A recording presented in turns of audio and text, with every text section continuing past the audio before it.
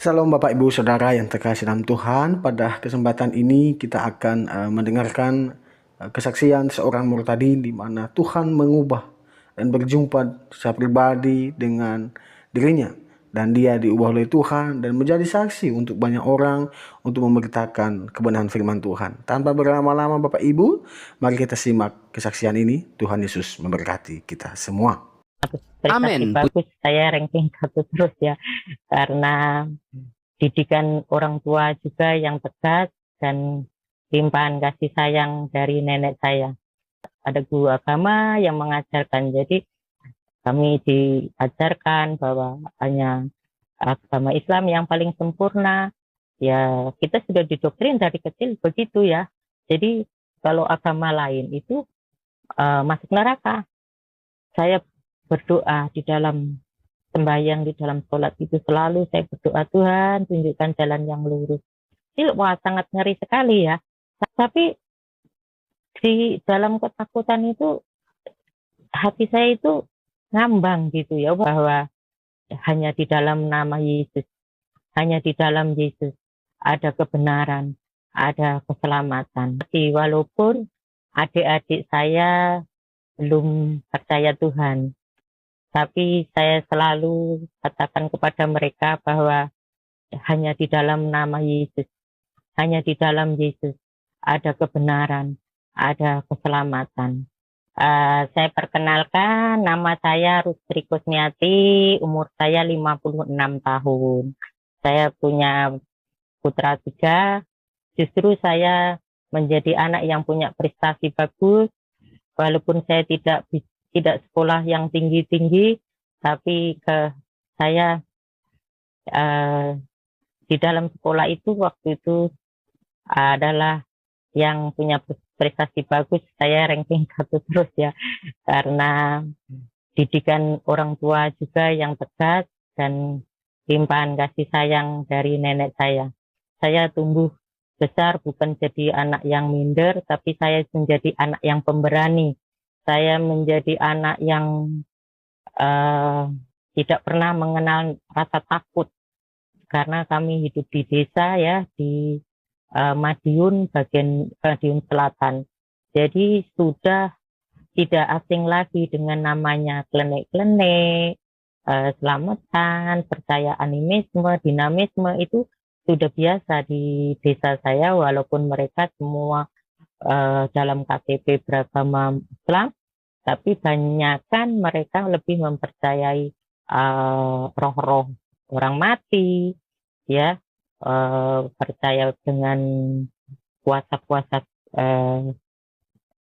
kegelapan begitu ya. Kebetulan juga kakek saya dari ayah itu orang yang paling disegani, karena dianggap di situ orang yang dituakan, ada cari hari baik, apa mesti mencari kakek saya. Dan saya sejak kecil tidak mau percaya tentang itu, saudara. Saya selalu menentang mitos-mitos yang ada. Misalnya, tidak boleh duduk di bantal, gitu ya. Itu pamali, katanya begitu. Karena kalau duduk di bantal, itu nanti katanya bisulan. Nah, saya ini anaknya kan penasaran. Saya dudukin tuh bantal. Ternyata tidak terjadi. Nanti ada mitos apa lagi? Dikatakan orang-orang tua, dongeng-dongeng orang tua. Saya buktikan itu, saudara. Ternyata tidak ada terjadi. Jadi saya dari situ, saya ini tidak mudah percaya dengan hal-hal itu. Dan dengan tidak ada yang mengajari, justru orang di lingkungan saya pada percaya, tapi saya tidak mau mempercayai itu. Dan berjalannya waktu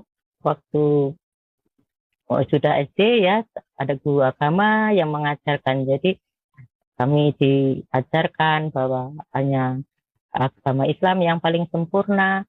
Ya, kita sudah didoktrin dari kecil begitu ya. Jadi kalau agama lain itu masuk neraka. Saya belajar ngaji, saya ya seperti anak-anak yang lainnya. Saya mencari Tuhan. Saya berdoa di dalam sembahyang di dalam sholat itu selalu saya berdoa, Tuhan tunjukkan jalan yang lurus. Tuhan, saya takut masuk neraka. Saya sudah masih kecil tuh saya sudah takut. Karena guru agama itu kan kalau cerita masuk neraka itu nanti orang dibakar, hidup lagi, dibakar, hidup lagi, nanti ditusuk, nanti kembali hidup lagi. Jadi mendengar itu waktu kecil, wah sangat ngeri sekali ya, sangat-sangat ngeri. Jadi kalau mau berbuat dosa itu takut, berbuat dosa takut. Tapi di dalam ketakutan itu hati saya itu ngambang gitu ya, walaupun apa saya jalanin apa yang saya tahu, apa yang saya pelajari itu saya berusaha untuk menjalaninya.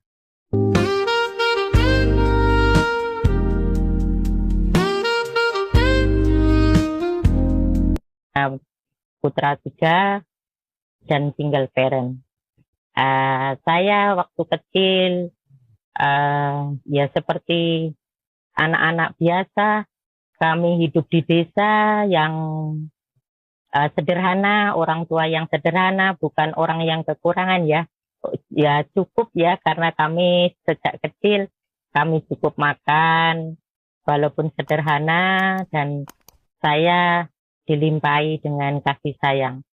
Walaupun saya anak broken home, karena saya sejak bayi ditinggal ayah saya pada umur saya 2 tahun, ibu saya menikah dengan laki-laki yang lajang, itulah yang jadi ayah saya yang sangat mengasihi saya, sangat sayang sama saya. Dan dari pernikahan ibu saya yang kedua dikaruniai putra-putri 3, jadi kami ada 4 bersaudara.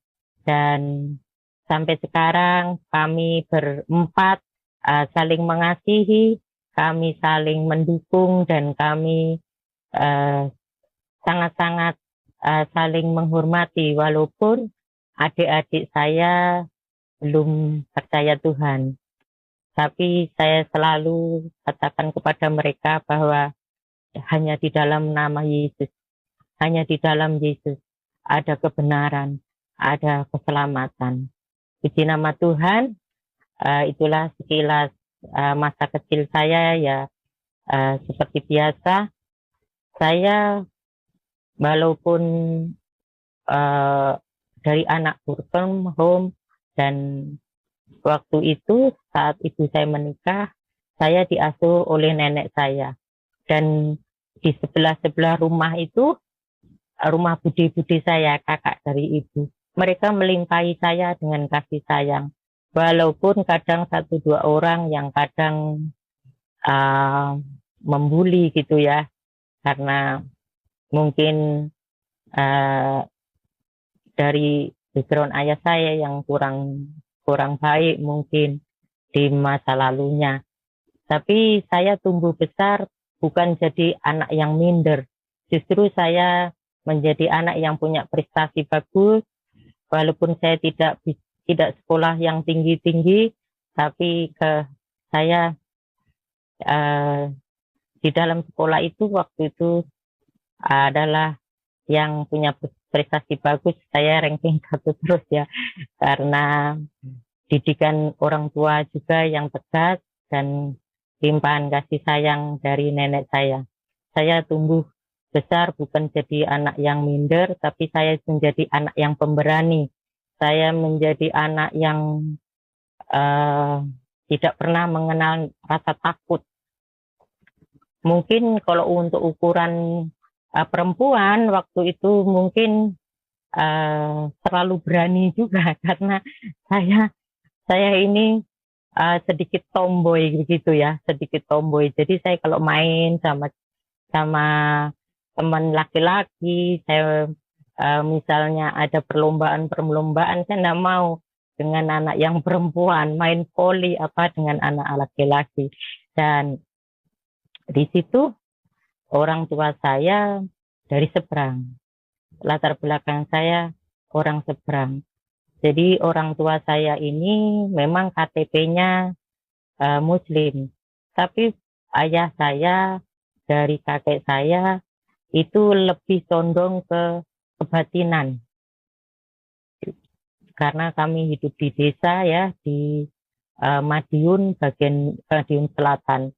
Jadi sudah tidak asing lagi dengan namanya klenik-klenik, selamatan, percaya animisme, dinamisme itu sudah biasa di desa saya, walaupun mereka semua dalam KTP beragama Islam, tapi banyakkan mereka lebih mempercayai roh-roh orang mati, ya, percaya dengan puasa-puasa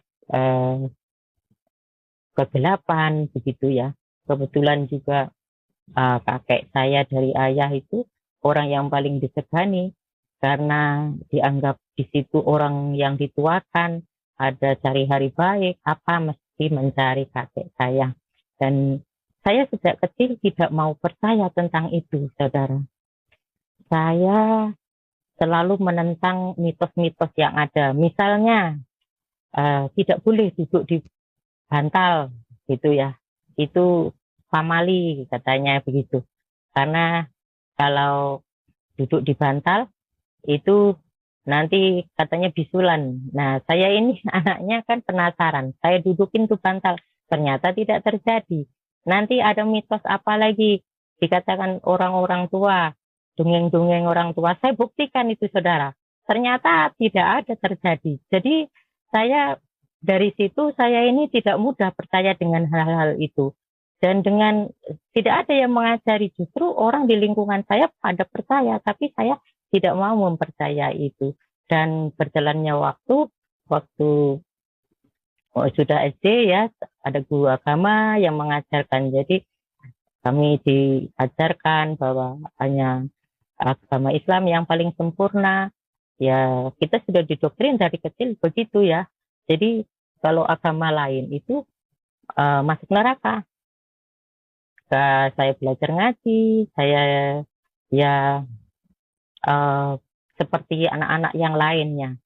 Walaupun orang tua saya tidak melakukan itu, justru bapak saya itu dari Sabto Dharma itu lebih condong mereka bersemedi gitu. Tapi berjalannya waktu saya mencari Tuhan. Saya mencari Tuhan karena orang tua saya tidak ajarkan untuk mencari Tuhan, saudara. Saya berdoa di dalam sembahyang, di dalam sholat itu selalu saya berdoa, Tuhan tunjukkan jalan yang lurus. Tuhan, saya takut masuk neraka. Saya sudah masih kecil tuh saya sudah takut karena guru agama itu kan kalau cerita masuk neraka itu nanti orang dibakar, hidup lagi, dibakar, hidup lagi, nanti ditusuk, nanti kembali hidup lagi. Jadi mendengar itu waktu kecil, wah sangat ngeri sekali ya, sangat-sangat ngeri. Jadi kalau mau berbuat dosa itu takut, berbuat dosa takut. Tapi di dalam ketakutan itu hati saya itu ngambang gitu ya, walaupun apa saya jalanin apa yang saya tahu, apa yang saya pelajari itu saya berusaha untuk menjalaninya.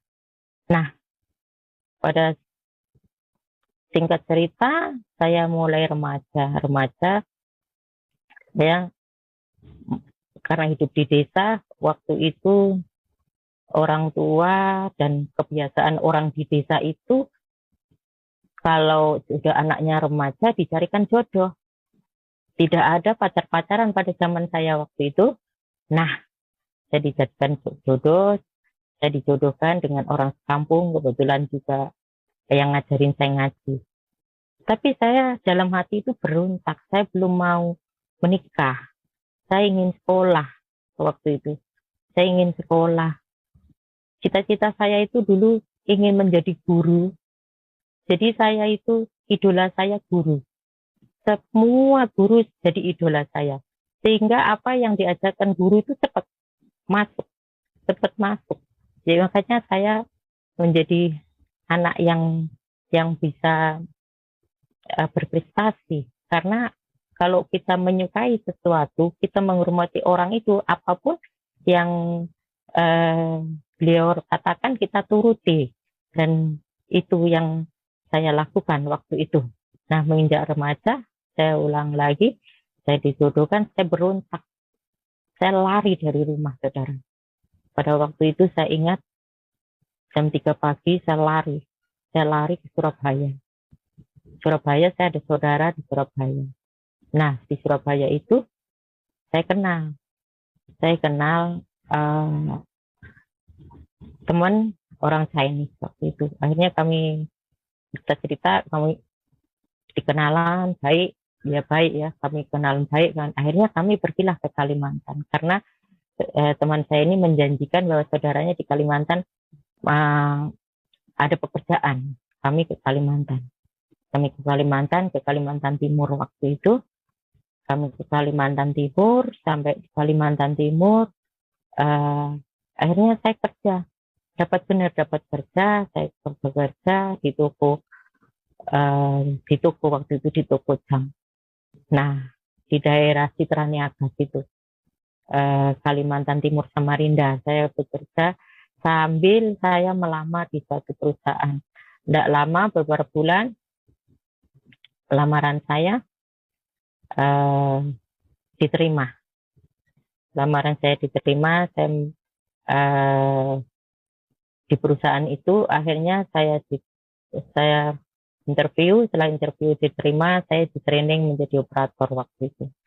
Nah, padahal yang saya lamar itu bukan perusahaan itu, ternyata saya dipanggil itu di pusatnya.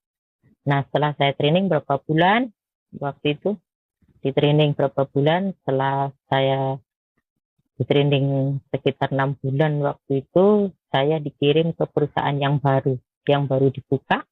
Akhirnya saya kerja sebagai operator mungkin sekitar 1 tahun waktu itu.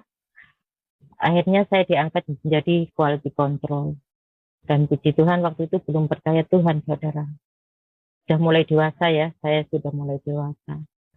Tapi satu hal yang orang tua ajarkan kepada saya, yaitu jaga diri.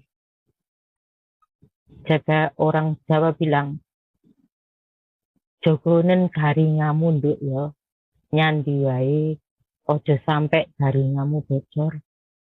Itu tuturnya orang Jawa ya, orang tua saya. Artinya, kamu harus, kalau kita orang Kristen ya, kamu harus jaga kekudusan, kesucianmu. Begitu. Nah, itu yang saya pegang betul. Karena apa? Karena kalau seorang perempuan waktu itu sudah tidak suci, bagi saya pribadi sudah seperti sampah saja gitu ya. Saya tidak mau itu terjadi gitu. Jadi walaupun saya jauh dari orang tua, saya dapat teman-teman satu kos yang merokok, yang ada sebagian yang minum alkohol, saya nggak bisa tertarik untuk ikut-ikutan.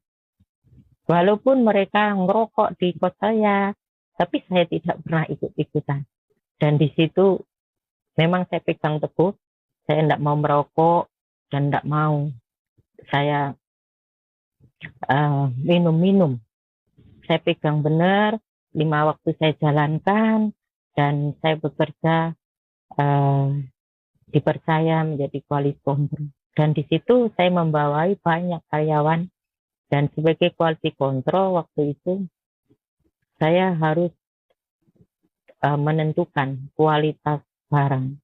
Nah, perusahaan saya waktu itu adalah perusahaan yang sahamnya banyak dari pihak asing, sehingga pemilik saham itu, negara-negara pemilik saham itu mengirimkan orang-orangnya. Jadi di perusahaan saya dulu saya kerja banyak dibulenya. Dan di situ ya termasuk waktu itu perusahaan yang paling bonafit, Mas, di situ. Yang paling kuat. Dan gajinya juga lumayan. Dan tapi waktu itu saya menjadi karena saya punya jabatan dan saya ini orangnya tipenya apa adanya, tipe keras, tipe yang tegas. Jadi saya kalau di bawah saya berbuat kesalahan, saya tidak kompromi. Jadi kalau peraturannya ada target dan tidak memenuhi target harus skorsing, itu harus saya bikin laporan.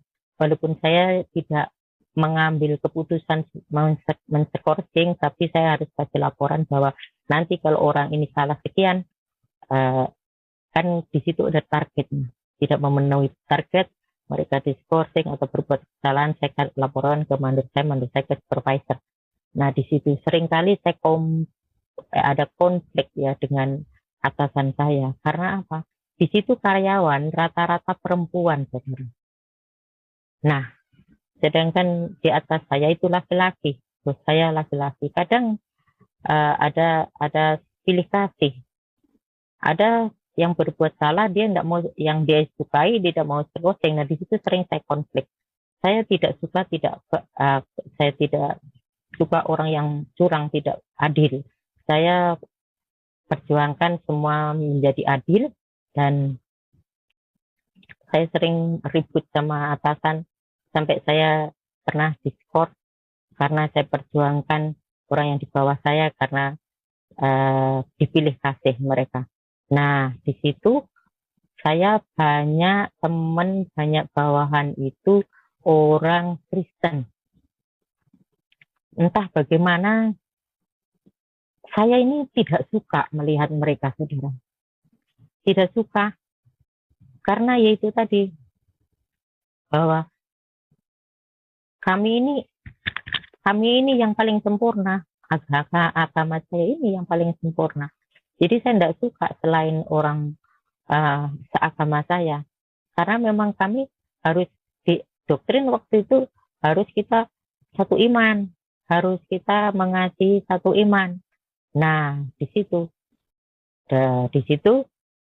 saya, jadi di bawah sadar saya itu membenci.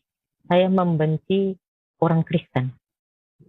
Jadi kalau orang Kristen berbuat salah sedikit, aduh saya marah. Jadi beda saya itu juga kadang. Walaupun saya berjuang untuk keadilan, tapi ada pengecualian. Kalau sama orang Kristen ini saya sering nekan, saudara. Ya, entah mereka, tapi kalau saya marah mereka nggak pernah ada rasa dendam, ada rasa sakit hati, itu nggak ada terpancar di wajahnya. Karena kalau sudah selesai saya marah, saya tegur gitu ya. Saya kan orangnya kalau habis marah sudah selesai, ya sudah. Saya orangnya nggak bisa lama-lama kalau marah. Udah gitu, saya tegur lagi, mereka senyum, biasa gitu. Suatu saat saya penasaran, saudara. Saya penasaran dengan satu anak, ini orang Flores, rambutnya keribu. Nah, aneh kan bagi kami orang Jawa ini sudah asing sendiri. Oh, rambutnya keribu. Kalau dimarahi cuma senyum, kan bikin jengkel, saudara ya. Orang dimarahi senyum kan kayak kita diremehkan gitu. Senyum, kalau saya marah itu senyum, nggak pernah dia menunjukkan muka masam gitu, nggak pernah senyum gitu. Selesai ya senyum gitu ya. Akhirnya saya penasaran, satu anaknya namanya Mbak Francina. Saya ingat Mbak Francina, mungkin kalau ada nonton di sini, mungkin kalau sekarang ya, karena adanya internet ini mungkin ada nonton di sini, saya mohon maaf dan saya kangen sekali. Terima kasih. Mbak Francina ini saya tanya, Fran, gitu saya panggil. Iya Mbak, gitu. Kalau mereka preskan semua gitu ya ke saya. Saya ini heran tuh. Kamu ini kalau dimarahi senyum-senyum tuh kamu itu meremehkan saya ya gitu ya. Oh enggak Mbak, Ah, enggak, saya enggak ngeremehkan Mbak. Saya ini orang Kristen Mbak, enggak boleh balas. Orang yang jahat sama kita enggak boleh kita balas. Waduh, kok begini? Ajaran mana ini? Jujur ya, saya tidak pernah mendengar ajaran Kristen. Sama sekali saya belum pernah mendengar ajaran Kristen. Nah, dari situ akhirnya eh, setelah itu saya penasaran sama Mbak Francina ini.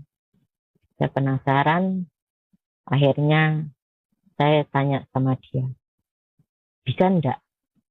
Ini sudah berapa minggu kemudian ya, bukan langsung berapa minggu kemudian omongan dia itu terngiang-ngiang terus di pikiran saya. Kok orang ini dimarahin, malah dia katakan bahwa orang Kristen nggak boleh balas. Apa ini ajaran yang masuk akal gitu. Akhirnya berapa mungkin 1-2 bulan kemudian saya tanya, Ran, bisa enggak kasih buku ke saya gitu, eh, buku Kristen gitu loh, saya pengen tahu gitu. Oh iya, ada Mbak, ada, besok saya bawakan. Dan benar, saya dibawakan 2 traktat kecil gitu ya, 2 kecil gitu, 2 kecil traktat seperti begini. Nah, seperti begini, kecil begini.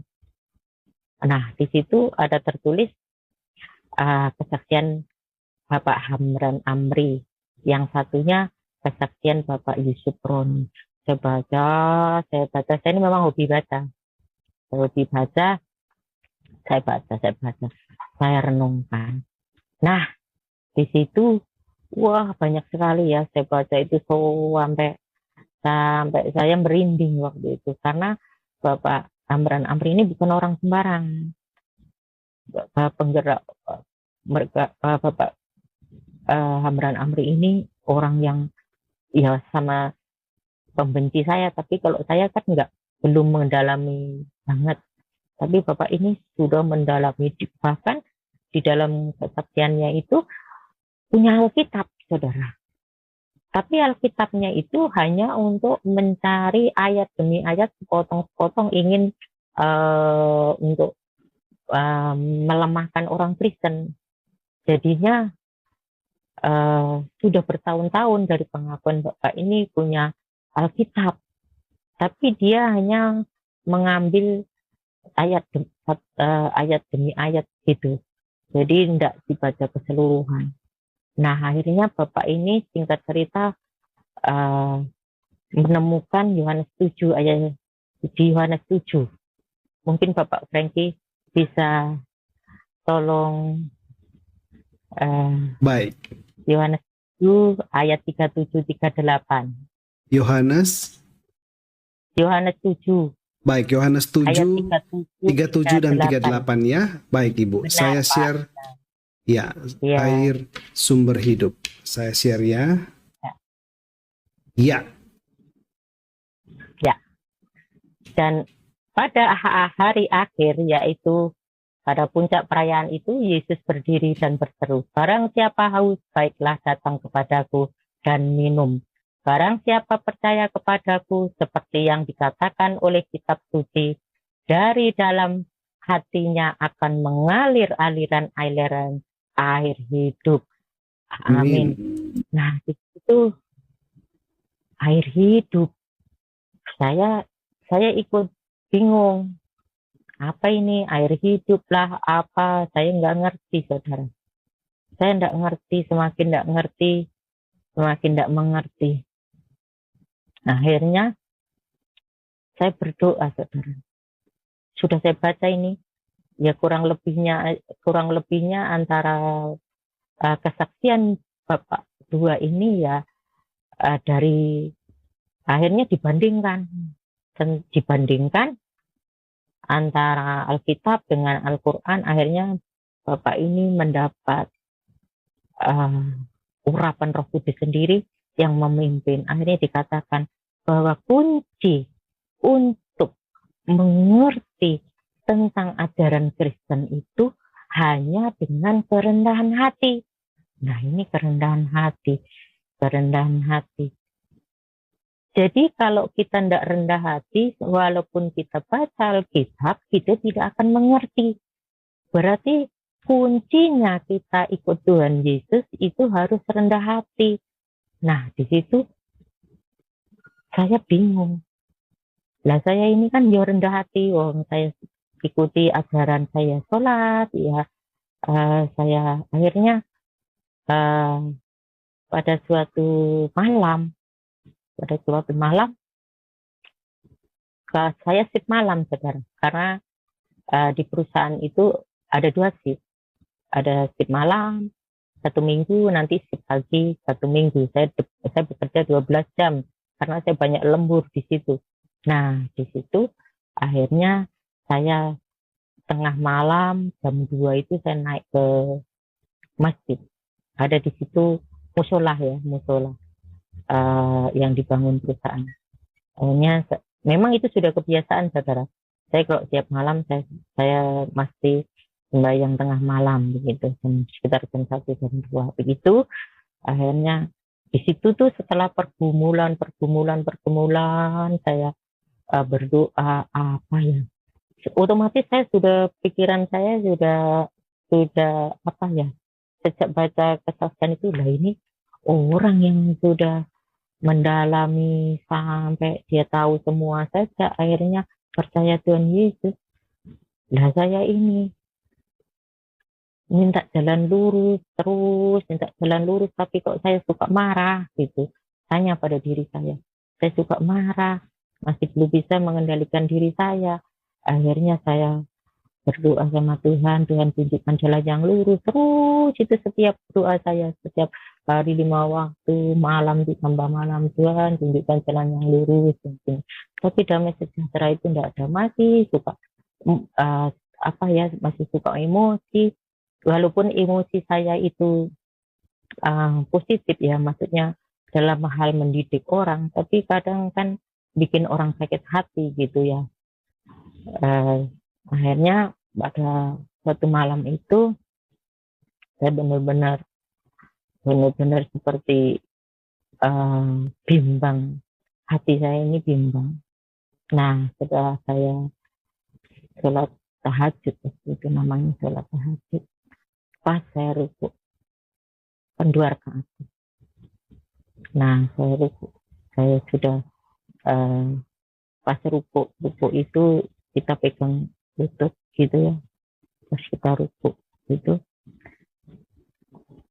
saya ini menghadap ke lantai, kok saya dapat visual di dinding itu terang benderang begitu, saudara. Padahal saya waktu itu cuma saya sendiri, nggak ada orang lain.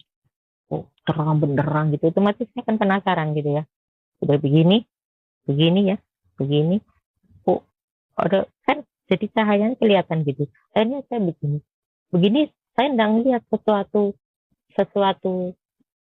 wajah, nggak ada, cuma terang, sinarnya itu mantul itu seperti membawa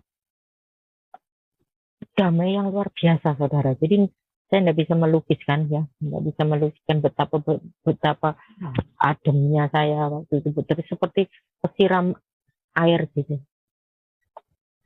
kayak kesiram air, pokoknya seperti ada sinar kemuliaan. Kalau orang Kristen sekarang, kita yang sudah tahu, kita sinar kemuliaan Allah itu luar biasa yang terjadi waktu itu. Setelah itu saya kayak saya lemas, saudara. Saya langsung bersimpuh waktu itu, saya tidak neruskan apa ini ya Tuhan tunjukkan, karena sebelumnya itu saya selalu berdoa, Tuhan tunjukkan jalan yang lurus. Kalau memang Yesus itu Tuhan, tunjukkan sama saya ini orang kayak jadi Thomas, minta bukti, saudara. Tunjukkan sama saya kalau Yesus itu Tuhan. Rupanya Tuhan tunjukkan saat saya mencari Dia. Tuhan itu mencari orang-orang yang remuk hatinya, memang benar ya.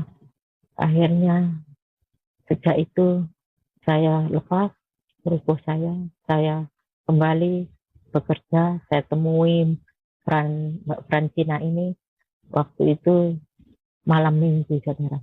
Pas malam minggu. Kemudian saya ngomong sama Mbak Francina ini,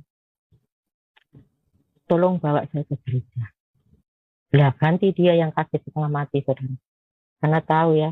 Tapi waktu itu enggak sekencang sekarang, saudara. Enggak seradikal sekarang. Jadi walaupun orang beda agama waktu itu masih saling menghargai, itu sangat toleransinya masih tinggi waktu itu, saling menghargai. Jadi Mbak, apa nggak salah begitu? Iya, saya ceritakan sama Mbak Argentina begini. Akhirnya paginya kami selesai bekerja jam 7, kami pulang, kami jalan. Saya tahu Mbak Francina ini akhirnya cerita, saya ini sebenarnya abang saya pendeta, tapi pendeta apa ini? Ibadahnya bukan hari Minggu, begitu. Akhirnya kami jalan-jalan, ada suatu gereja Pantekosta di situ, kami masuk berdua ini, masuk. Wah, saya masuk itu pas pujian luar biasa, saudara. Wah, pujian luar biasa. Jadi saya, wah seperti beda gitu ya, atmosfernya itu beda. Ada damai begitu. Rasanya itu cita-cita yang luar biasa ya. Biasa ya orang Pentakosta kalau kalau memuji Tuhan kan dengan semangat gitu. Karena saya dengar firman Tuhan, saya belum mengerti, saudara. Waktu itu apa firman Tuhan yang disampaikan tuh ya nggak belum bisa mencerna, saudara. Nah, saya belum bisa mencerna. Saya baca dikasih Alkitab, tapi saya nggak ngerti. Nah, selesai ibadah, saya disuruh ngisi formulir. Saya isi agama saya Islam gitu. Akhirnya ternyata anak hamba Tuhan itu tanya ke saya, kok Islam masuk ke gereja? Iya, saya mau masuk Kristen gitu. Loh, kenapa? Saya ceritakan. Tapi biasa orang Kristen kan takut begitu ya. Takut. Akhirnya ya oke lah. Gitu. Cuma oke lah gitu. Jadi nggak ada fellowship. Zaman itu tidak seperti sekarang. Kalau seperti sekarang kita dimintain nomor HP, dilanjutkan fellowship kan begitu. Kalau pada waktu itu nggak ada HP, saudara. Kita masih nggak bisa hubungan seperti sekarang mudah ini. Makanya bersyukur ya bagi yang kaum milenial sekarang yang sudah ada HP yang mudah, semua bisa diakses ya. Dia gunakan waktunya untuk mencari kebenaran Tuhan. Nah, di situ akhirnya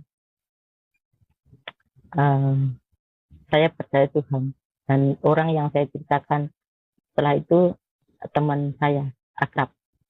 Karena waktu itu di perusahaan itu ya, saya ini ya termasuk orang yang menonjol karena ikut semua kegiatan olahraga, ikut kegiatan seni. Kebetulan di perusahaan itu ada vokal grup waktu itu, dan anggotanya termasuk teman saya itu yang akhirnya teman akrab ya, tiap hari nyanyi-nyanyi, latihan untuk lomba-lomba, dan kami pernah menjuarai lomba vokal grup Kota Madya Samarinda waktu itu, juara 1 pernah. Nah, akhirnya saya cerita, saya masuk Kristen. Saya tadi ke gereja. Oh iya, saya masuk Kristen. Gitu. Hanya di mana gereja? Saya tunjukkan. Saya bilang, masuk gereja saya gereja teman aja gitu. Akhirnya saya dibawalah ke gereja yang ada kenalannya itu, dan kebetulan ini orang Kristen kapal selam, saudara. Kristen kapal selam hanya muncul saat Natal, lomba main catur, karena hobinya main catur. Nah, dari situ kami akhirnya masuk ke gereja dan kami dikenalkan dengan hamba Tuhan. Akhirnya Saya dilayani, dan di gereja itu sebelum dibaptis harus tahu dulu firman Tuhan, dasar-dasar firman Tuhan. Kenapa? Dasar-dasar apa arti dibaptis, untuk apa percaya Tuhan Yesus. Nah, waktu itu pertama saya dilayani, saudara. Saya dilayani itu dari kitab Kejadian dulu. Dibukakan kitab Kejadian pada mulanya ini. Saya bilang sama Bapak pendeta itu, ternyata sama ya, begini. Tapi yang bedanya itu menjelimet gitu, saudara.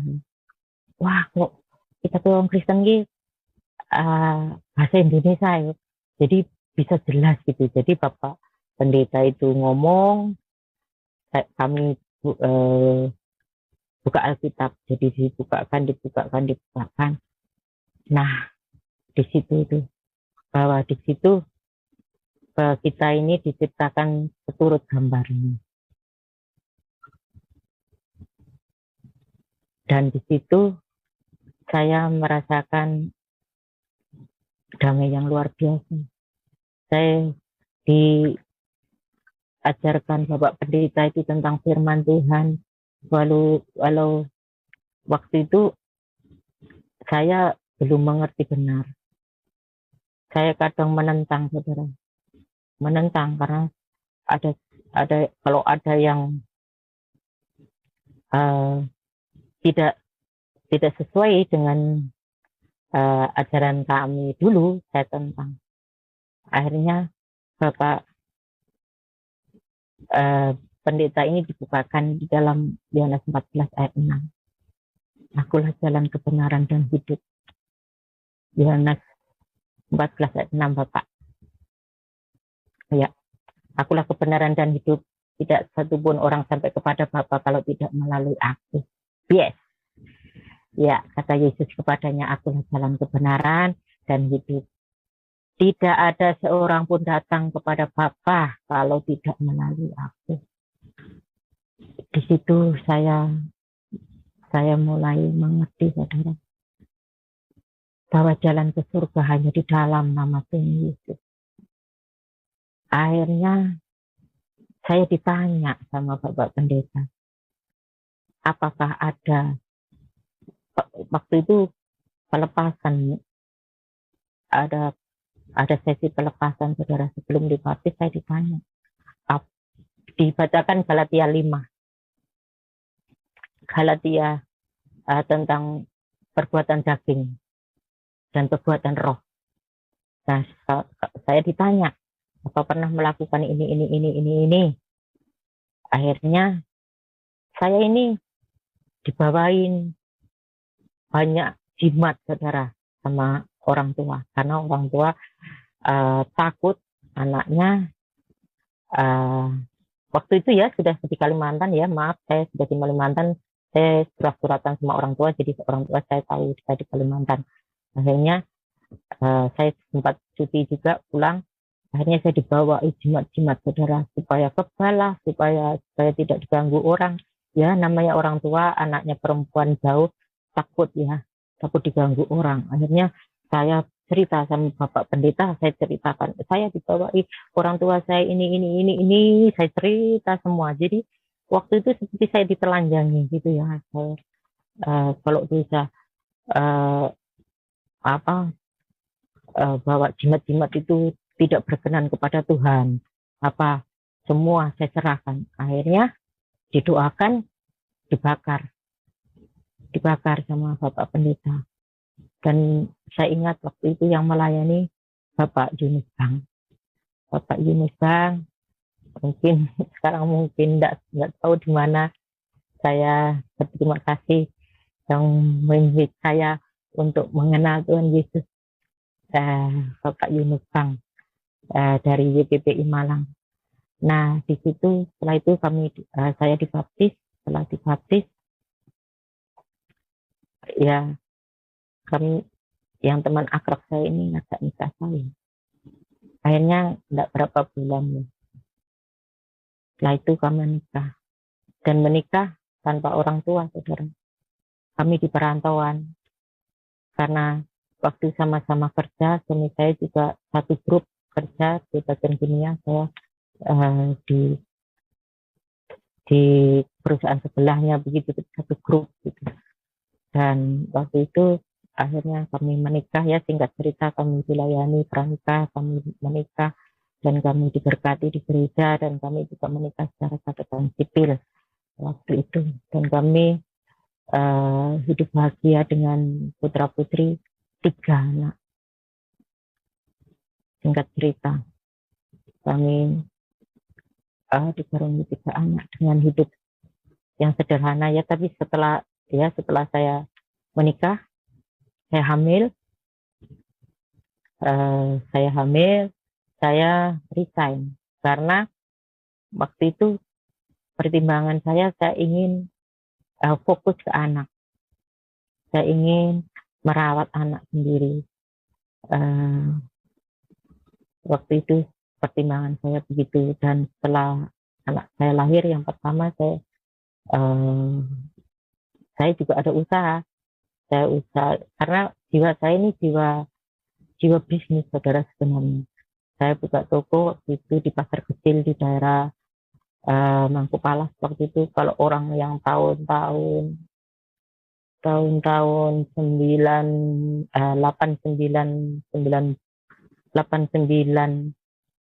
di sana, ya 89 90 sampai 97 saya di situ, itu pasti kenal saya itu di daerah Mangkupalas. Nah, di situ Tuhan berkati, dan pas terakhir dia ujian itu datang saat tahun 97 mulai krisis di Indonesia. Waktu itu dolar dari 2.600 satu dolar menjadi sampai puluhan ribu waktu itu. Otomatis imbasnya ke perusahaan itu, dan perusahaan menawarkan ke karyawan pengurangan karyawan waktu itu, pengunduran diri dengan pesangon yang seperti di PHK. Dan suami saya waktu itu ditawari perusahaan lain untuk bekerja, karena suami saya di situ juga sebagian kimia yang bisa dibilang banyak pengalamannya. Akhirnya setelah mengundurkan diri, perusahaan yang nawari itu ternyata pilot juga karena krisis, nggak jadi bangun perusahaan baru. Pada waktu itu dijanjikan jabatan begini.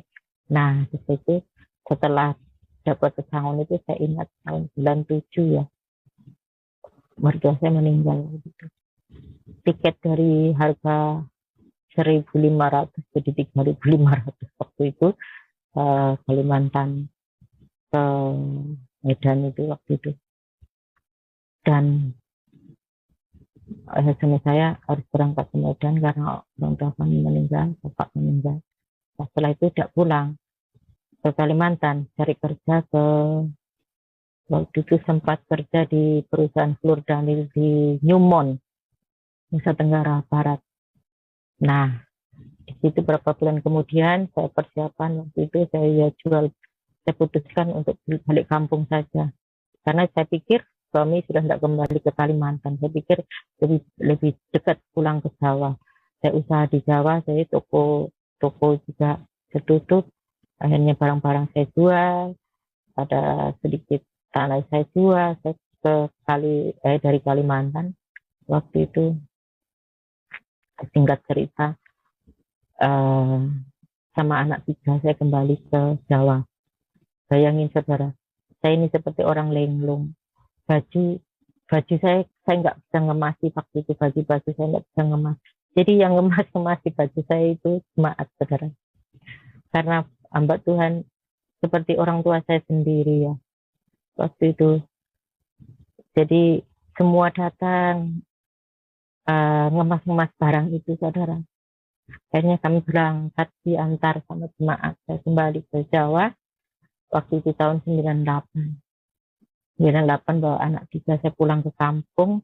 Pulang ke kampung, saya pikir di kampung lebih enak gitu buka toko di kampung. Ternyata di Jawa juga lebih sulit, saudara. Lebih sulit. Tapi waktu itu suami saya masih bekerja di Newmont, di perusahaan tambang emas di Newmont, mungkin saudara tahu yang di daerah Bima itu. Dan saya pernah juga waktu itu liburan ya ke sana, saudara. Saya ke sana. Dan pada setelah itu kontraknya habis, saudara. Kontrak habis. Akhirnya suami saya balik ke Madiun. Dan akhirnya kami ambil kesepakatan karena waktu itu cari kerja ya susah, saudara, untuk laki-laki karena krisis. Dan suami saya sudah merasa pernah punya jabatan, jadi gengsi dia cari kerja sembarangan, saudara. Akhirnya kami sepakat saya mau bekerja jadi TKW saja ya, 2 tahun saja untuk cari modal. Akhirnya kami diskusi bersama-sama, karena suami saya ini orang yang tanggung jawab, orang yang penyayang, saudara ya. Oh, nggak pernah saya mengalami hal-hal selama rumah tangga, mengalami hal-hal yang tidak baik, nggak pernah. Sayang anak dan keluarga waktu itu. Ini kami sepakat untuk saya ke Taiwan waktu itu, saudara. Nah, akhirnya saya daftar jadi TKW waktu itu ke Taiwan dengan persetujuan suami, dan suami juga tanda tangan waktu itu. Akhirnya saya tidak bisa bayangkan waktu itu. Saya pikir kalau masuk ke PJTKI itu gampang gitu, saudara. Ternyata kalau sudah masuk di situ nggak boleh keluar sama sekali, saudara. Harus belajar, dan harus belajar bahasa, harus belajar bekerja. Dan saya kan tidak pengalaman di hal-hal begitu ya, jadi harus saya harus belajar di situ, nggak boleh keluar karena takut nanti hamil lah apa, kan rugi itu perusahaan. Jadi saya harus jadi anak sekolah lagi, saudara. Pagi bangun, kita harus piket. Setelah piket jam 9 kami harus masuk kelas bahasa Inggris, masuk kelas bahasa Mandarin. Nah, puji Tuhan ya, di situ saya dapat lause, dapat guru bahasa Mandarin yang waduh strict banget mengajarnya. Tapi saya suka guru yang tegas gitu ya, waktu mengajar itu dengan keras. Jadi kami seperti di bangku kuliah gitu. Jadi guru ngomong kita harus catat. Jadi kami kan hanya ditekankan untuk ngomong saja, tidak belajar bahasa tulisannya, saudara. Jadi apa yang diucapkan, apa artinya kita catat. Nanti kalau ada ujian, ada dikasih ujian, ditanya nggak ngerti, wah saya itu marah sekali. Jadi di situ pemicu kita rajin belajar, dan Tuhan ya, waktu itu ada dapat majikan yang di Taiwan sangat baik sekali. Saya sebagai perawat lansia, saudara. Majikan saya itu pindahan dari Amerika, orang Taiwan tapi lama tinggal di Amerika. Nah, dari situ saya berangkat ke Taiwan. Singkat cerita, tahun 2000 saya berangkat ke Taiwan. Tahun 2000 saya berangkat ke Taiwan. Sampai di sana saya dapat majikan yang penyembah berhala, animisme, ateis, nggak percaya Tuhan, tapi dia percaya roh-roh orang mati. Jadi setiap pagi itu sembayangnya dia bakar dupa, dia baca kitab kecil begitu sampai dupanya itu mati, saudara. Itu katanya dari kepercayaan dari Jepang katanya begitu. Dan itu saya lalui. Saya menjaga lansia yang setengah stres gitu ya saudara, setengah stres gitu ya. Apa ya, kalau saya mau suntik dia karena dia diabetes, saya harus suntik insulin, itu bisa dicakarnya, saya bisa dicakarnya, bisa ya karena apa ya, kuat sekali itu. Saya bisa marah-marah setiap hari, tapi puji Tuhan saya fokus sama Tuhan itu. Saya fokus sama Tuhan. Dan saya punya prinsip dalam Kolose 3 ayat 23. Bapak Prengki bisa di-share, terima kasih. Baik. Kolose 3 ayat 23 Bapak. Kolose 3 Ayat 23. ya, Kolose 3 ayat 23 ya. Saya buka. Ya. Ya. Ya, Kolose 3 ayat 23. Apapun juga yang kamu perbuat, perbuatlah dengan segenap hatimu seperti untuk Tuhan dan bukan untuk manusia. Dan Amin. firman itu selalu terngiang. Kalau saya lagi lelah, lagi stres, itu masalah pekerjaan. Kadang kalau orang galak begitu kan, kita kadang juga mau emosi, saudara. Tapi di situ saya selalu diingatkan firman Tuhan. Saya selalu diingatkan firman Tuhan. Dan saya itu kalau bekerja, saudara, saya ini suara saya jelek, tapi hobi saya nyanyi. Nah, dan setiap hari itu saya nyanyi, saudara. Saya nyanyi memuji Tuhan ya, bukan nyanyian duniawi. Sambil apa saja saya menyanyi. Dan waktu itu sampai saya di Taiwan 1 minggu, saudara. Wah, saya itu dicoba mungkin ya. Kalau bahasanya dites gitu. Ada uang begini di kamar itu. Di kamar itu ada uang begitu. Tapi saya tidak peduli. Karena saya sudah tahu firman Tuhan, saya tidak akan mengingini milik orang lain. Saya biarin saja. Nah, 1 bulan kemudian begitu lagi. Saya kesal. Saya telepon bos saya. Karena bos saya di kantor. Kenapa ini ada uang? Selalu ada uang. Sudah 2 kali ini ada uang. Kalau hilang ini bagaimana? Bos saya perempuan jawabnya, aduh maaf saya lupa. Padahal nggak mungkin ya naruh uang begitu banyak di rumah ya. Karena orang Chinese nggak mungkin naruh uang itu di rumah, di bank. Jadi setelah itu nggak ada lagi. Dan sejak itu saudara, percaya luar biasa kepada saya, apapun di rumah itu ya, mulai dari belanja, saya urus anaknya. Jadi tanpa disuruh, padahal job saya itu jaga mamahnya saja sebenarnya. Tapi saya sebagai ibu, saya tidak tega anak-anak itu berangkat sekolah sendiri. Tapi sana mandiri, saudara. Anak itu berangkat sendiri, tapi saya nggak tega gitu, saya antar. Gitu. Saya setiap hari menyanyi, saya setiap hari memuji Tuhan, sambil bekerja saya memuji Tuhan. Jadi dari situ stres itu hilang. Makanya ketika saya mengalami kanan, saya kembalinya ke firman Tuhan, saudara. Saya tidak mau cerita ke siapa-siapa. Waktu itu juga nggak ada HP, ya nggak ada apa, nggak punya HP.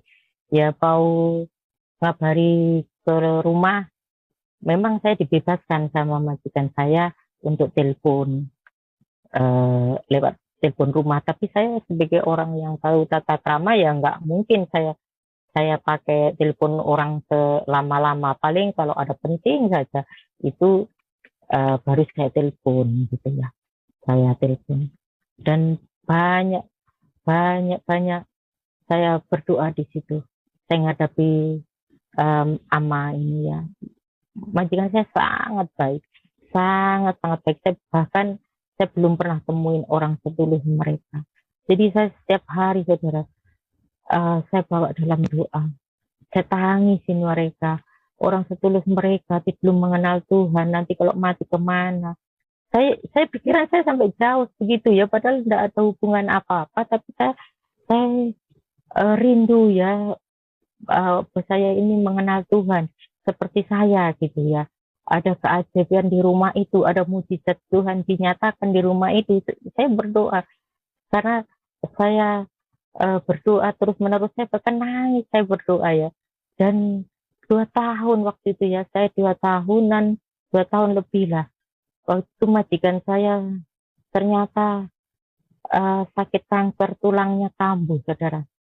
Jadi lututnya itu seperti ada bisul begitu.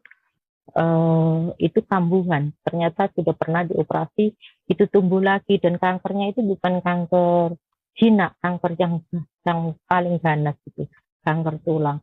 Nah di situ mulai panik, majikan saya mulai panik dan mulai ke alternatif ya, karena mereka orang duniawi, sehingga mereka cari pengobatan yang lewat feng shui lah, apa yang sampai feng shui datang, ini harus menghadap, ini harus dipindah, ini harus direnovasi, begini begitu. Aduh, sampai habis uang pun nggak ada sembuhnya. Akhirnya adiknya juga kebetulan dokter, dia bilang, kok ini harus dioperasi secepatnya kok, kalau enggak nanti berbahaya. Lah majikan saya ini masih mikir-mikir. 3 bulan kemudian diambil keputusan untuk amputasi. Ternyata kanker itu sudah naik ke paru-paru. Akhirnya pas diamputasi, setelah diamputasi, aduh sangat menderita sekali, saudara. Saya harus jaga 2 orang, ganti jaga 2 orang. Saya tiap hari saya pijitin begitu ya. Tapi majikan saya benar-benar orang yang luar biasa tulisnya. Orang yang, aduh, mungkin saya belum pernah ya saya temuin orang sebaik mereka itu, suami istri. Selama saya di sana ya 3 tahun, nggak pernah namanya ribut, nggak pernah saya dengar ngomong kasar, nggak pernah sama sekali.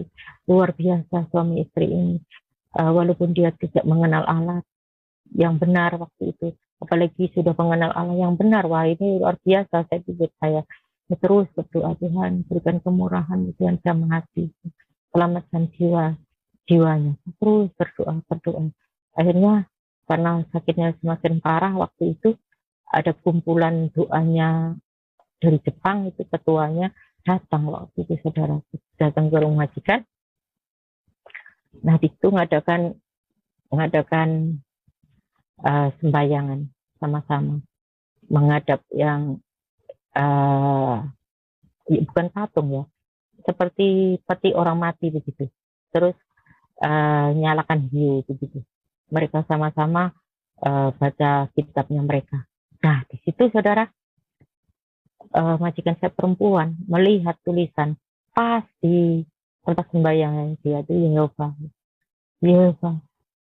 Nah saya kan menyiapkan makanan ya, nanti setelah sembayangan saya pikir kasih minum, kasih makan begitu.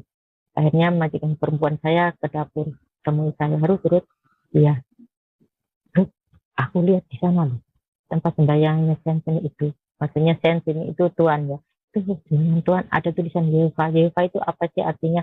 Dia tanya ke saya, oh my God, Yehova itu, saya untung itu ya dengar Yehova begitu ya, Yehova gitu, Yehova is the Lord Jesus, you must believe him. Saya bilang begitu, you are very lucky. Dan saya bilang begitu, kamu harus percaya dia. Masa iya, kamu harus percaya dia ya, kamu beruntung, Tuhan temui kamu. Saya dulu pun begitu, saya ceritakan. Akhirnya kami di dapur itu, akhirnya bisik-bisik begitu di dapur itu, karena di ruang tamu masih ada orang sembahyang. Nah setelah itu akhirnya besoknya saya naik sepeda jalan belanja itu. Saya belanja, pulang belanja, ada orang kasih selebaran itu. Saya minta, dia bilang, ini bahasa Mandarin, kamu nggak ngerti gitu. Saya mau kasih majikan saya, bisa saya minta 1 satu lembar, oh boleh gitu, akan ada nomor teleponnya gitu sampai rumah. Wah, saya ini seperti orang yang menemukan emas saja, saya saking girangnya karena saya tidak bisa ngomong terlalu banyak. Bahasa Mandarin saya juga terbatas, nggak ngerti bahasa Mandarin yang bahasa Alkitabnya kan beda dengan bahasa saya, hanya bisa bahasa sehari-hari. Saya tidak ngerti bahasa kanji tulisannya, cuman bisa ngomong nggak bisa menulis. Akhirnya pakai bahasa Inggris, ya sudah belepotan tidak karuan, ya bisa bahasa Inggris, tapi kan saya tidak punya Alkitab bahasa Inggris, Alkitab saya bahasa Indonesia. Dan waktu itu saudara, saya tidak ada libur sama sekali.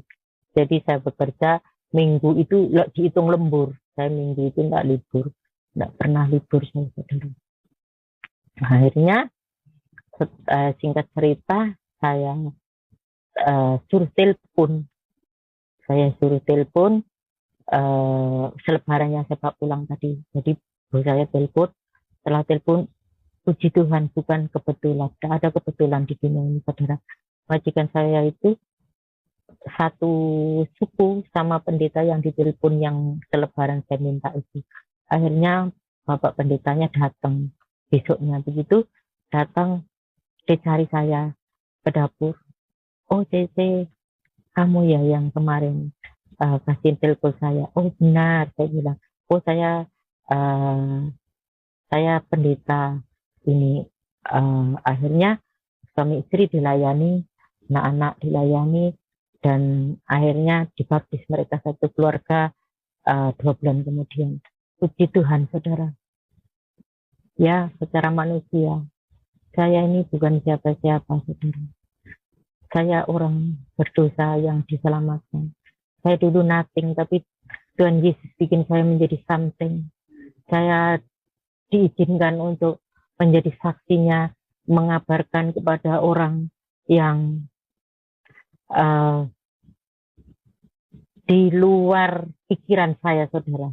Dan kalau flashback ke belakang, waktu itu saya masih di Samarinda, sejak saya ikut Tuhan, saudara, saya dimanapun ada seminar, dimanapun ada KKR, saya ikut, saudara.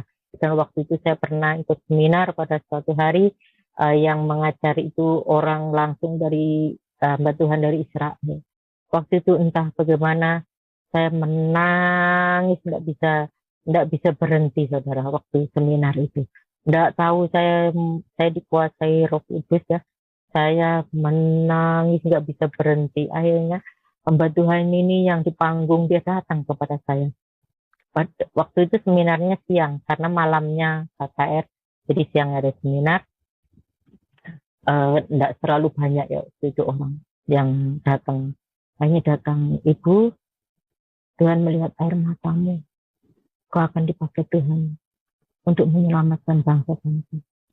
Begitu. Tapi waktu itu, tidak mungkin lah, tidak mungkin, saya ini siapa sih? Saya juga nggak pernah berpikir saya kerja sampai jauh, saya tidak mikir, saudara, waktu itu. Karena pikiran saya mengurus anak itu sudah kebahagiaan bagi saya. Sambil saya usaha buka toko itu udah mentok lah pikiran saya waktu itu. Udahlah, saya sudah mentok pikiran saya ya. Selain saya buka toko, juga kegiatan gereja saya ikut. Misalnya ada kebutuhan wanita, kebutuhan rumah tangga, kan kalau di sana malam, saudara. Jadi kita siang bisa aktivitas seperti biasa dan luar biasa, saudara. Dari situ kembali ke suami saya tadi. Setelah kami pisah, saya di Taiwan, dia sekitar 1 tahun, dia tidak pernah hubungi rumah, saudara. Tidak pernah hubungi rumah karena waktu itu tidak ada telepon, tidak ada telepon, tidak apa. Kalau nggak ada surat, nggak bisa kita berhubungan. Akhirnya ya entah kemana. Pernah 1 tahun sekali juga paling lihat anaknya. Ya, jadi orang yang dulunya bertanggung jawab penuh kepada keluarga, orang yang cinta anak-anak, jadi sudah lupa semuanya, sudah berubah 180 derajat, nggak peduli mana, nggak peduli apa. Akhirnya saya ini curhatnya ya sama majikan saya perempuan. Saya cerita begini-begini tentang keluarga saya. Pada waktu itu majikan saya katakan apa? Kamu mau bodoh, orang sebaik kamu dia sia-siakan. Karena ya kita bisa dibilang tahu itu kalau kita sehari-hari bersama. Dan orang-orang yang bersama dengan kita itulah yang tahu sifat kita sehari-hari. Waktu itu saya katakan, sudahlah, saya ya sedih saudara. Anggaplah saya kelas saya waktu itu 2003 finish kontrak saudara. Setelah memberikan saya percaya Tuhan, berapa tahun kemudian saya harus meninggalkan Taiwan karena saya tidak bisa nambung. Karena waktu itu 2003 pemerintah Indonesia dan Taiwan ada masalah. Sehingga orang Indonesia tidak bisa masuk Taiwan. Yang ada di Taiwan waktu finish kontrak harus meninggalkan Taiwan, tidak boleh kembali waktu itu. Nah, saya pulang 2003, saudara, saya tetap hubungan dengan majikan saya waktu itu. Tapi saya tunggu-tunggu, pikir dibuka lagi begitu saudara. Pikir dibuka lagi, saya tunggu-tunggu tidak ada. Tapi saudara ya, saya dalam menghadapi ujian dengan suami saya tetap tidak tawar hati saudara. Saya berusaha, saya marah memang saudara. Saya marah sekali. Saya marah benar marah. Apa salah saya? Akhirnya saya kenapa pertanyaan kenapa menguasai pikiran saya. Saya marah. Tapi saya masih ingat saudara, firman Tuhan, apa yang dipersatukan Allah tidak bisa diceraikan oleh manusia. Itu yang saya pegang. Karena itu janji saya di hadapan Allah. Saya tetap berdoa. Saya waktu itu marah. Dan saya dengar setelah saya pulang, 2003 saudara, dia pulang. Tapi dia pulang sudah beda, bukan seperti dulu, seperti sudah perempuan lain. Dan saya dengar sudah dia menikah sampai sekarang ya, sudah menikah 2 kali tanpa menceraikan saya.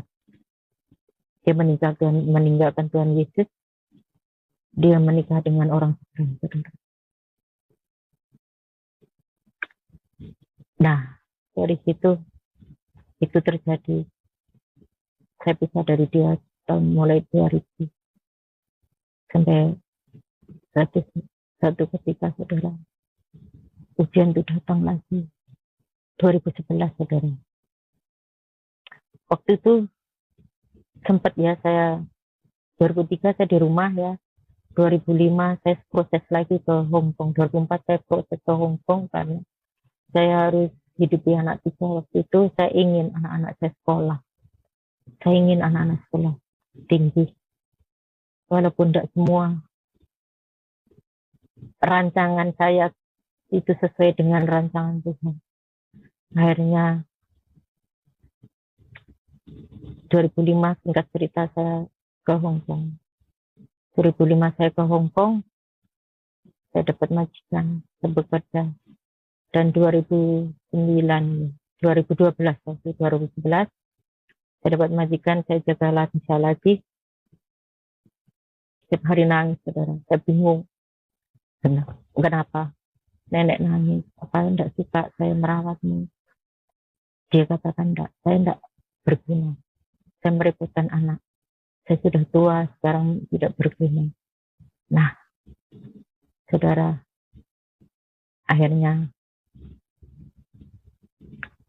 saya tanya sama dia, mau enggak saya carikan gereja, biar kumpul sama sesama lansia, biar saling menguatkan. Nanti di sana ada nyanyi-nyanyi, begitu saya bujuk dia. Dan dia mau, saudara. Dia mau. Akhirnya saya cari.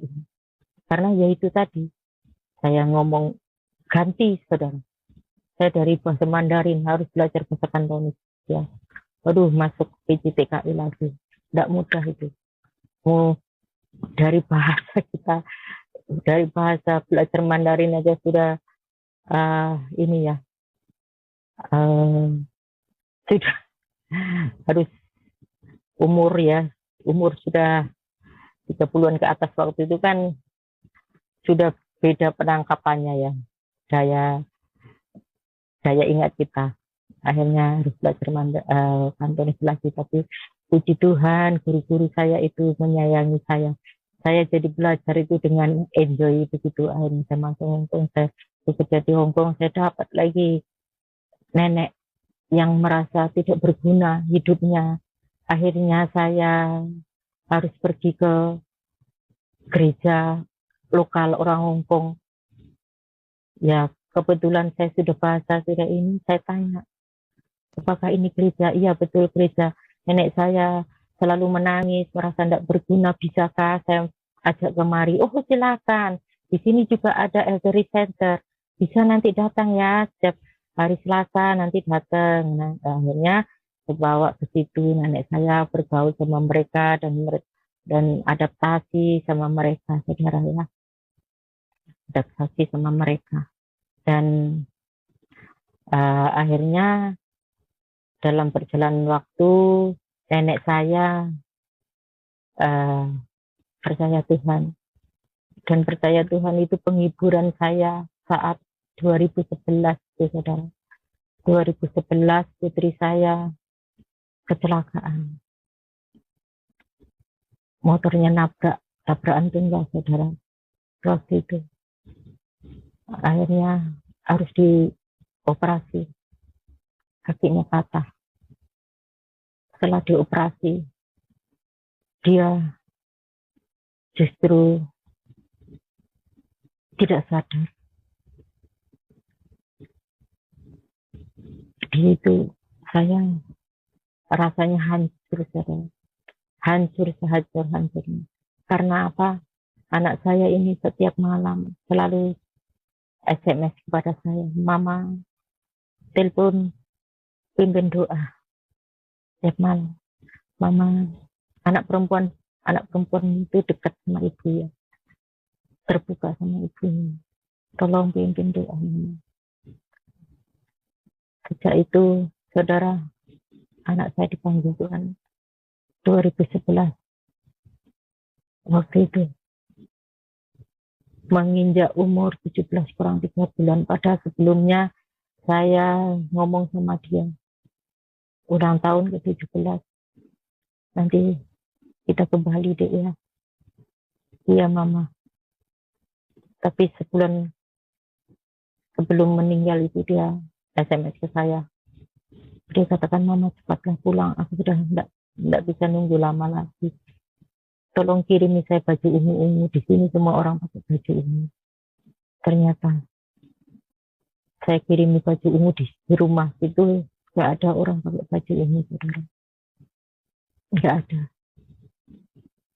Saya ceritakan kepada hamba Tuhan. Hamba Tuhan katakan, namanya Dian Sepotari. Dia katakan, Tuhan sudah tunjukkan surga untuk anak kita. Tolong ikhlaskan. Di situ saya seperti nggak bisa menerima kenyataan, saudara. Saya pingsan. Saya menangis, meraung-raung waktu itu. Saya menangis sejadi-jadinya. Saat saya pingsan itu, ada suara pujian dari hamba-hamba Tuhan. Dia katakan, Tuhan Gusti, Tuhan Gusti, Gusti maringi katentreman hati. Di sini saya sadar. Dari situ hamba Tuhan terus menyanyi, yang artinya datang kepada Tuhan, datanglah kepada Tuhan. Tuhan memberikan kedamaian hati. Saya dikelilingi hamba-hamba Tuhan beberapa gereja, saudara. Waktu itu untuk menguatkan saya, dan saya benar-benar sulit menerima kenyataan. Saya hampir menyalahkan Tuhan, saudara. Saya sudah berbuat yang sesuai kehendak Tuhan. Tuhan sudah utus saya bersaksi dan banyak orang sudah percaya. Di Taiwan pun juga teman-teman saya yang dulu satu PCTKI percaya Tuhan, saya bawa masuk gereja di GBI, Betani, Taipei, Kohen hamba Tuhannya Kohen. Kalau mungkin menyaksikan Miracle TV, salam sehat dari saya, salam ya waktu itu. Tapi kenapa anak saya kok ambil Tuhan? Saya tidak bisa terima kenyataan waktu itu, saudara. Anak saya yang kami benar-benar patah sudah. Saya harus kehilangan putri saya satu-satunya. Apa yang saya perjuangkan? Saya berjuang kerja untuk anak kok ambil. Waktu itu hampir saya menyalahkan Tuhan, saudara. Hampir saya menyalahkan Tuhan. Saya benar-benar waktu itu nggak bisa menerima gitu keputusan Tuhan itu.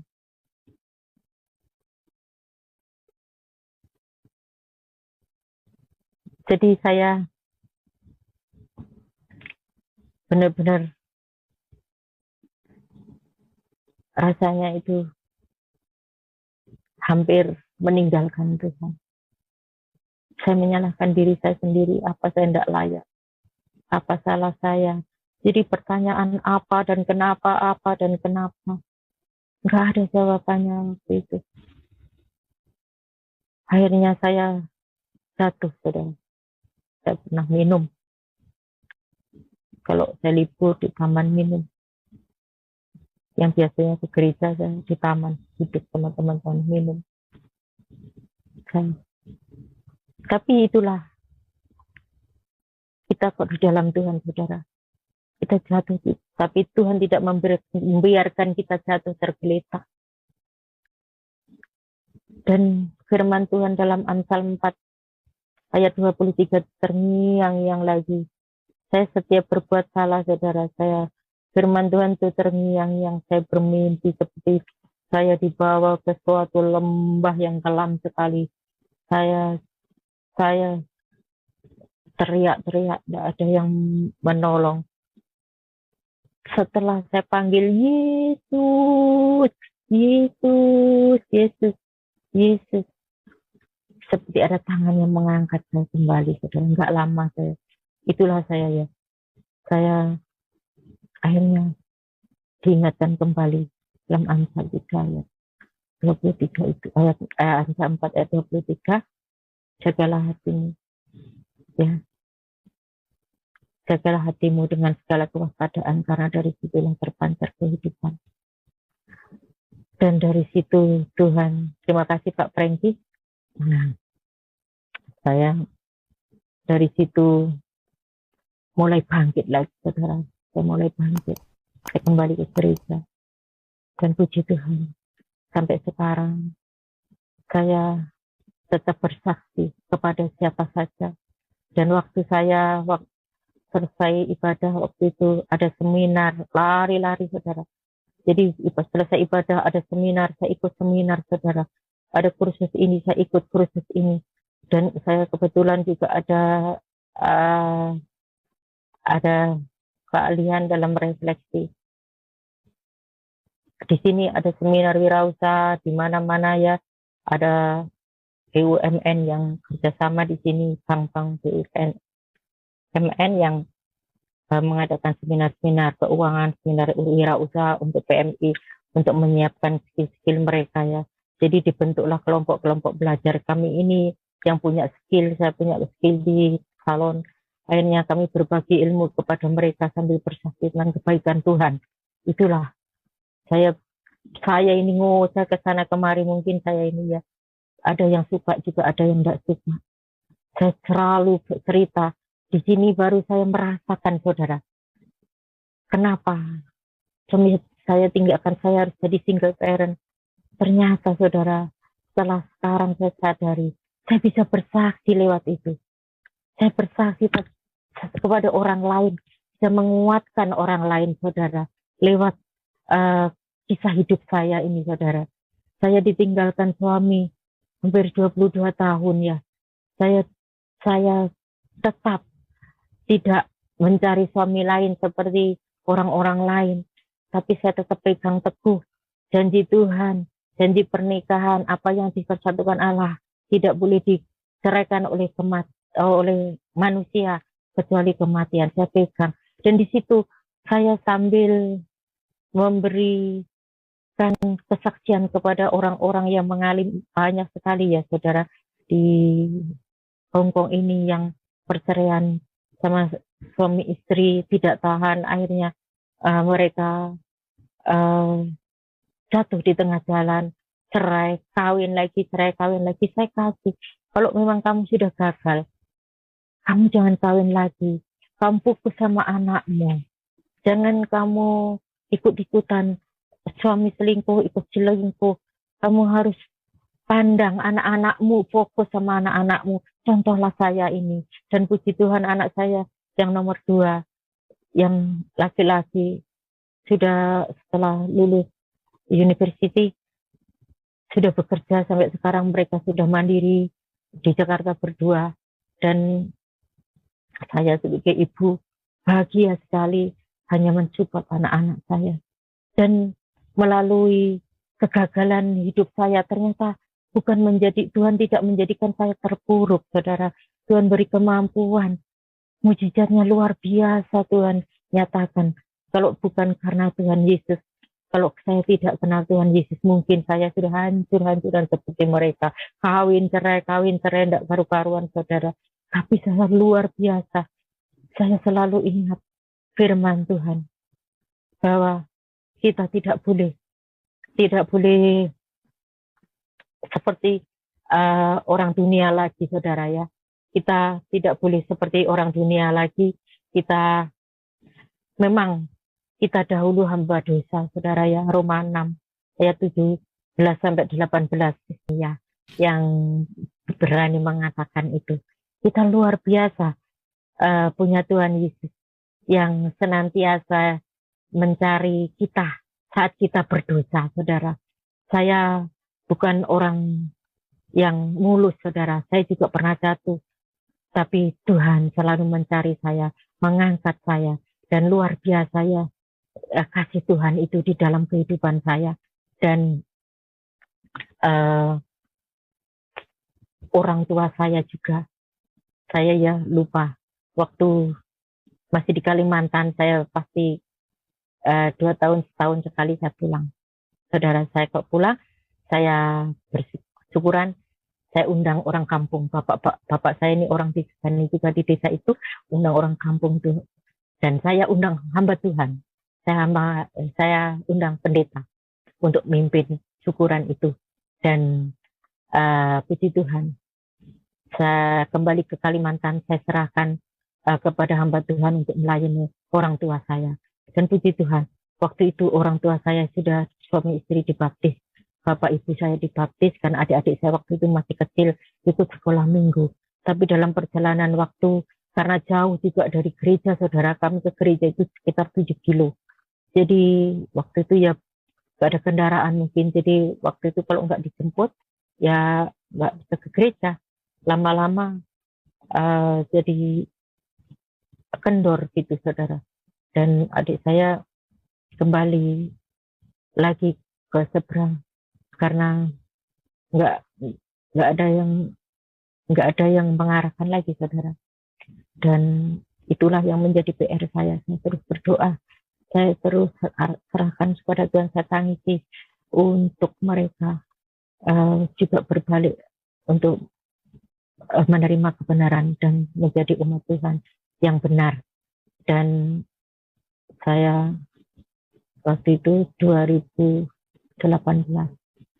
ibu saya sakit keras, masuk rumah sakit, nggak bisa bicara, nggak bisa buka mata, saudara. Adik saya telepon saya, ikhlaskan ibu. Saya nggak bisa ikhlas, saudara. Saya langsung ngomong sama bos saya yang sekarang ini. Bos saya sekarang ini, saya juga menjaga lansia, saudara. Tapi yang saya jaga sudah meninggal tahun lalu, Saya sebenarnya harus pulang, tapi tidak diizinkan pulang, minta 2 tahun lagi begitu. Padahal anak-anak itu sudah suruh pulang, saya terus ya. Tapi saya puji Tuhan, saya katakan sama mereka, kita ikuti apa kehendak Tuhan saja. Mama kalau Tuhan izinkan di sini sambil pelayanan, ya kita kan bisa video call, ketemu dalam video call. Kalaupun mama pulang, kalian berdua di Jakarta, mama di Madiun juga jarang ketemu. Saya bilang begitu, saudara, untuk menghibur anak-anak itu. Dan puji Tuhan, anak-anak saya, anak-anak yang manis, anak yang sangat menghormati mamahnya dan menyayangi mamahnya. Itulah kebahagiaan yang luar biasa dari Tuhan kepada saya. Dan saya sungguh luar biasa. Saya merasakan damai sukacita luar biasa. Saya bisa menyampaikan, melayani majikan saya, dan di sini kami kalau makan satu meja, yang tinggal nenek belum percaya Tuhan, sama bos saya seorang pengacara di ATS juga, dia tahu semua firman Tuhan, saudara. Ini majikan saya ini, di sebelah tinggalnya itu, dia tahu firman Tuhan. Jadi kalau sambil makan, kami diskusi tentang mulai dari perjanjian lama, ya, perjanjian baru dia hafal. Karena dia kutu buku, tapi dia tidak menerima. Kalau adiknya juga puji Tuhan, sudah melayani Tuhan, sudah mengajar Alkitab juga. Nah, disitulah adiknya ini yang selalu menitipkan diri papahnya ke saya. Dia titipkan, Ruth tolong layani papa. Saya tidak rela papa masuk neraka. Selalu begitu. Saya akhirnya mulai dari kakek itu, waktu itu masih bisa jalan sendiri sampai masuk di rumah sakit Gumpo. Saya setiap hari harus datang ke rumah sakit Gumpo merawat sampai tidak bisa apa-apa. Jadi saya kalau datang saya pegang tangannya, saudara, saya pegang tangannya begini. Kita berdoa. Saya kabarkan Yesus sama dia. Saya katakan, Yesus cukuplah. Yesus, oleh. Saya katakan, Yesus mengasihimu. Yesus memberkatimu. Leson Yesus. Yesus. Saya bilang, panggil Yesus. Yesus. Saya bilang, panggil Yesus. Saya berkati, saya berdoa terus sampai tidak ingat siapapun, saudara. Yang diingat sama saya. Karena setiap hari saya dampingin sampai sama anaknya itu tidak ingat karena Parkinson, saudara. Yang diingatnya cuma saya. Dia tanya saya, kalau panggil saya si gendut gitu. Gendut. Si gendut mana gitu. Dia selalu begitu. Si gendut mana. Jadi saya itu kalau libur, saudara, saya hanya ke gereja. Setelah gereja selesai gereja kami di sini, selesai gereja di gereja kami ini. Nah ini, ya betul, ini Bapak kami, Bapak gembala kami dan teman-teman pelayan, satu pelayanan dengan saya, dan puji Tuhan kami seperti saudara. Jadi di sini hiburan saya, ya, hiburan saya, sukacita saya melayani Tuhan dan sambil bekerja. Itu luar biasa kesempatan yang Tuhan berikan kepada saya, karena saya bukan siapa-siapa, tapi Tuhan, karena saya mau, Tuhan ubah hati saya, dan Tuhan berikan keberanian kepada saya. Di rumah ini, saudara, kalau mau makan, di meja makan, kalau saya belum duduk, belum berdoa, walaupun bapak saya tidak percaya Tuhan, dia tidak mau makan. Nenek saya tidak nyentuh makanan. Saya berdoa sendiri, saya tahu saya amin, baru mari makan. Baru makan sama-sama, saudara. Begitu menghargai, begitu mengasihi, padahal sampai ada foto keluarga, bikin foto keluarga itu saya ikut, saudara. Luar biasa. Orang, ya mungkin ada teman-teman kami yang tidak beruntung mendapatkan majikan yang tidak baik. Berdoalah sebelum, ya mungkin ada di sini yang TKI yang tidak mendapat majikan yang tidak baik. Doakan majikan. Bawa dalam doa. Jangan kutuki, jangan marah. Karena Tuhan kita luar biasa. Tuhan kita akan ubah hatinya. Pasti itu. Dan kita menjadi saksinya lewat perbuatan kita, ketulusan kita. Pasti majikan-majikan dimanapun akan menyayangi kita kalau kita tahu kita tulus ya. Dan mungkin ya saya sedikit bicara untuk calon mungkin yang di Indonesia yang menyaksikan Miracle TV ini yang akan datang ke Hong Kong, misalnya belum dapat gereja untuk beribadah, bisa menghubungi saya. Nanti saya akan bawa ibadah di mana saudara nanti sampai Hong Kong mau beribadah yang belum mendapatkan gereja ya, supaya kita jangan sampai kita di negeri orang kita hancur-hancuran hidup di ini.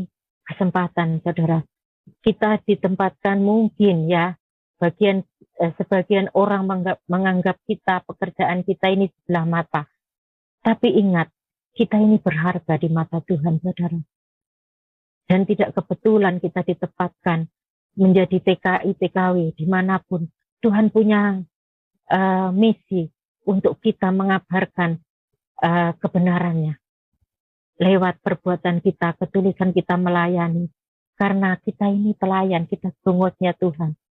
Jongos itu di bawah saudara. Kita ini budak ya, yang harus tunduk sama Tuhan Yesus.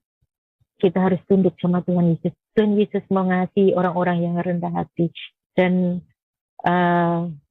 saya pribadi, saya belajar dari saya menjadi pelayan, saya jadi perawat, orang tua, sudah sekian lama. Di situ saya belajar tentang kasih, tentang kerendahan hati, saudara.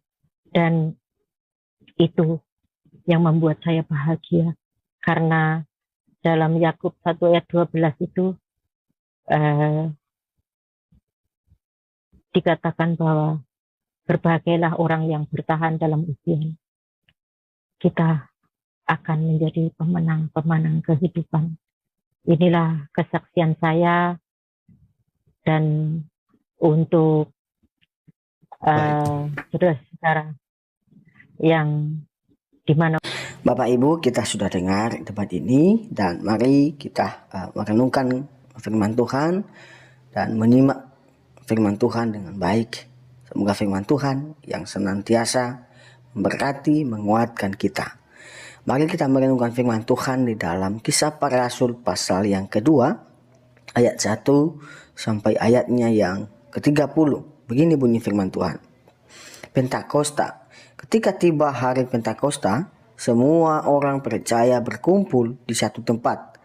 Tiba-tiba turunlah dari langit suatu bunyi seperti tiupan angin keras yang memenuhi seluruh bumi, seluruh rumah di mana mereka duduk.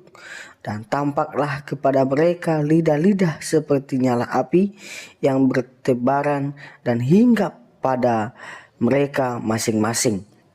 Maka penuhlah mereka dengan Roh Kudus, lalu mereka mulai berkata-kata dalam bahasa lain seperti yang diberikan oleh Roh itu kepada mereka untuk mengatakannya.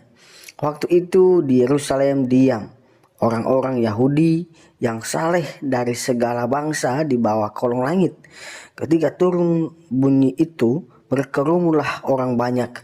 Mereka bingung karena mereka masing-masing mendengar rasul-rasul itu berkata-kata dalam bahasa mereka sendiri.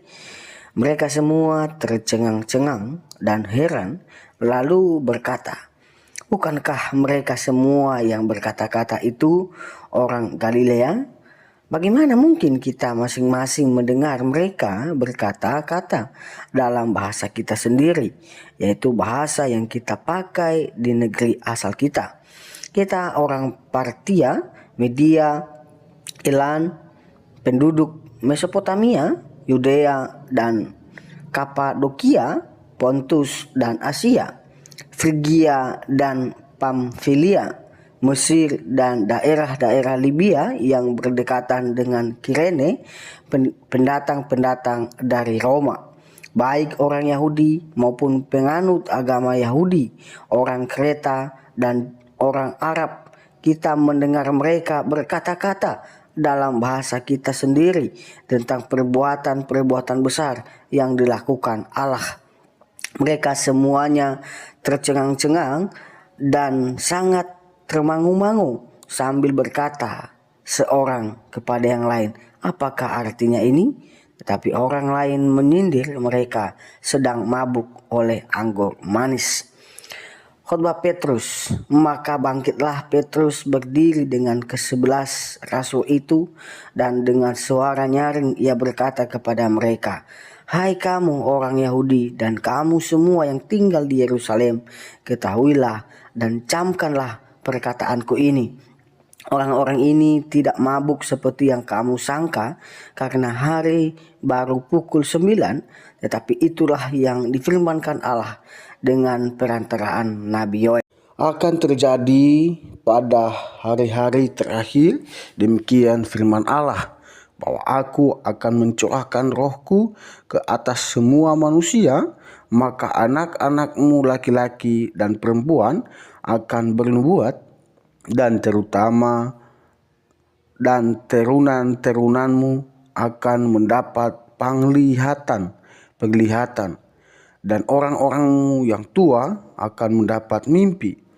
Juga ke atas hamba-hambaku laki-laki dan perempuan akan kucurahkan rohku pada hari-hari itu, dan mereka akan bernubuat. Dan aku akan mengadakan mujizat-mujizat di langit dan tanda-tanda di bawah bumi, darah dan api dan gumpulan-gumpulan asap.